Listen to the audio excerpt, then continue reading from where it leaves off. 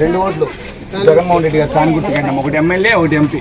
దయచేసి పేదల పెన్నిది జగన్మోహన్ రెడ్డి గారు వస్తేనే మీకు పరిపాలన, పెన్షన్ మొత్తం ఇంటికి వస్తాయమ్మా.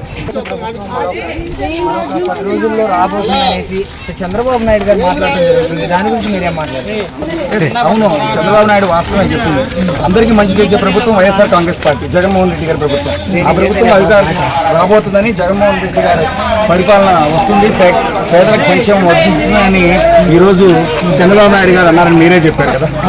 అంటే మరి ఇప్పుడు జగన్మోహన్ రెడ్డి గారు సాక్షి అనే దొంగ పత్రికను పెట్టుకొని తన భార్యతోనే దాన్ని మెయింటైన్ చేపించుకుంటూ నన్ను చంపేస్తారు, అది చేస్తారు, ఇది చేస్తారు అనేసి మీడియాని తప్పుదోవ పట్టిస్తున్నాడు జగన్ రెడ్డి అనేసి మాట్లాడటం జరుగుతుంది చంద్రబాబు.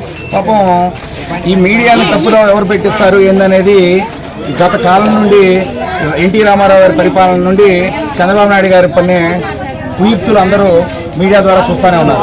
ఈరోజు మన జగన్మోహన్ రెడ్డి గారు సాక్షి పత్రిక ద్వారా ప్రజలకు జరిగే సంక్షేమాన్ని జనాల్లోకి తీసుకెళ్తూ, ప్రజలకు ఏం జరుగుతుందో జనాలకు వివరిస్తూ ఒక స్వచ్ఛమైన వార్తను జనాల్లోకి ఈరోజు జగన్మోహన్ రెడ్డి గారు, భారతి గారు మేనేజింగ్ చేస్తూ ఉన్నారు. ఓకే, ఆంధ్రప్రదేశ్ అంతా నిర్ణయం తీసేసుకుంది, జగన్ని రాష్ట్రం నుంచి తరిమి కొట్టాలి అనేసి మాటలైతే బయటకు వస్తాయి. అంటే పాపం ఒక చంద్రబాబు నాయుడు నిర్ణయం తీసుకుంటే రాష్ట్రం మొత్తం తీసుకున్నాను చంద్రబాబు నాయుడు అనుకుంటా ఉన్నాడు. చంద్రబాబు నాయుడు పక్కన కల్లాడుకుంటా ఉన్నాడు. ఎందుకంటే జగన్మోహన్ రెడ్డి గారి ప్రభుత్వం ఇంకొక 10 రోజుల్లో వారు 1 సైడ్ అయిపోద్ది. మళ్ళీ జగన్మోహన్ రెడ్డి గారు అధికారంలోకి వస్తారు.